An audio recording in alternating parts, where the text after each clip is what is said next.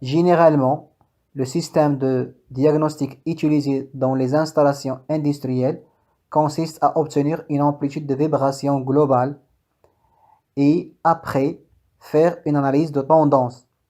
C'est-à-dire, on doit prendre des mesures globales et une fois on atteint un seuil d'alarme, on doit passer à une analyse spectrale. Autrement dit, il faut obtenir un spectre, après contrôler l'état des harmoniques anormales au niveau du spectre et s'il y a un défaut, il faut entreprendre une action de maintenance pour faire disparaître les harmoniques anormales et remédier au problème. Aujourd'hui, il existe une variété de normes qui sont largement acceptées et appliquées dans le domaine de la maintenance industrielle et dans le domaine de la recherche scientifique. Je cite par exemple la norme ISO 2372, la norme ISO 3945, la norme ISO 10816. Il existe d'autres normes comme les normes VDI, les normes BS, les normes API et les normes canadiennes. Par exemple, vous pouvez choisir soit une norme VDI, soit la norme ISO 10816 qu'on utilise actuellement au niveau de l'industrie pour interpréter les résultats de vibration. Ces normes visent en premier lieu trois choses. Premièrement, ils visent la facilitation de la surveillance vibratoire en termes de fixation de seuil.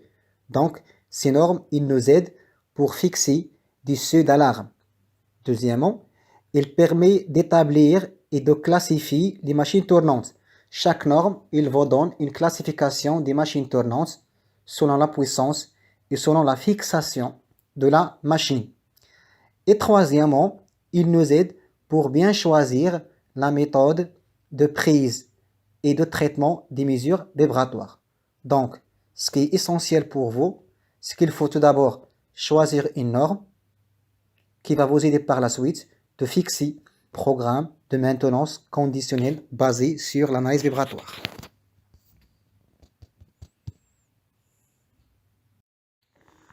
Voici une petite vidéo qui enregistre un ensemble d'étapes pour inspecter un équipement.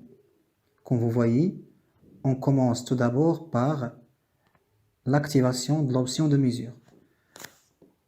Pour un appareil donné, on trouve plusieurs options. Donc, il faut choisir l'option qui concerne la mesure. Si on veut faire une mesure globale, on choisit l'option de mesure globale. Si on veut faire une mesure spectrale, on doit choisir l'option de mesure spectrale. C'est pourquoi quand on veut acheter un appareil, il faut faire attention aux options. Il faut acheter les options qui permettent de faire une mesure spectrale. Donc après l'activation de l'option de mesure et après la configuration de l'appareil, on passe à la mesure. Mais il faut faire attention, il faut bien configurer l'appareil. Autrement dit, il faut choisir le type d'information à enregistrer au niveau de l'appareil. Donc après, on met le capteur au niveau de la position verticale pour prendre une mesure verticale. Et à chaque fois, on peut vérifier est-ce que la valeur est une valeur normale ou il y a un dépassement et on note sur un papier, comme vous voyez, il a dessiné le schéma cinématique et à chaque fois, il note les valeurs mesurées. Ici, il y a un dépassement, il va passer directement à une mesure spectrale pour voir quel est le problème derrière. Ou enregistrer le spectre et par la suite, il va faire une analyse de ces spectres. Donc, à chaque fois, il faut nettoyer avant de mettre le capteur au niveau du palier. Et bien sûr, il faut toujours vérifier parce que parfois, on peut mal positionner l'appareil ou le capteur, et ça, il va générer des erreurs de mesure. Maintenant, il est en train de mesurer la valeur axiale. C'est une valeur très importante parce que la mesure axiale permet de décider sur l'effort axial. Est-ce qu'il y a un effort axial ou non? Parce que le désalignement angulaire peut créer un effort axial et comme ça, on peut trouver une vibration au niveau axial. Et on passe d'un point à un autre. Et à ce moment, il faut enregistrer les mesures et passer à un deuxième point. Comme vous voyez,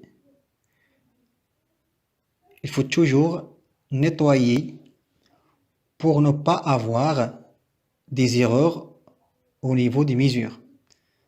Parce que pour éviter le ski slope et pour éviter un signal irrégulier, il faut bien préparer les conditions de mesure.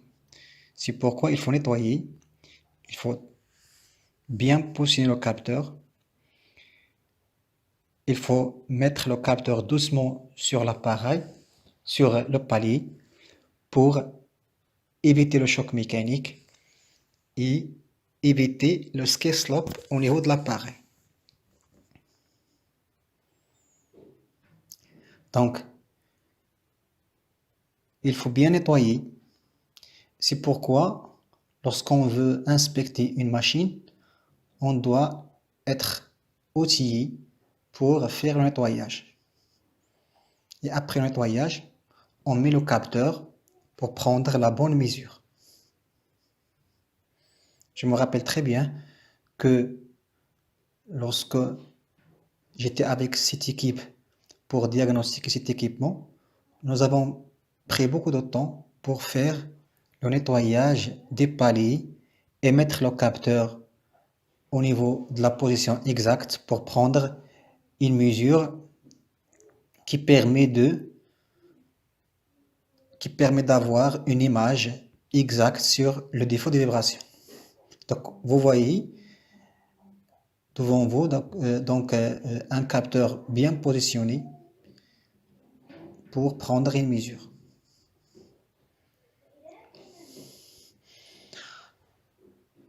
Donc, à chaque fois, il faut nettoyer, prendre la mesure, enregistrer la mesure et passer au point suivant jusqu'à la fin de l'opération.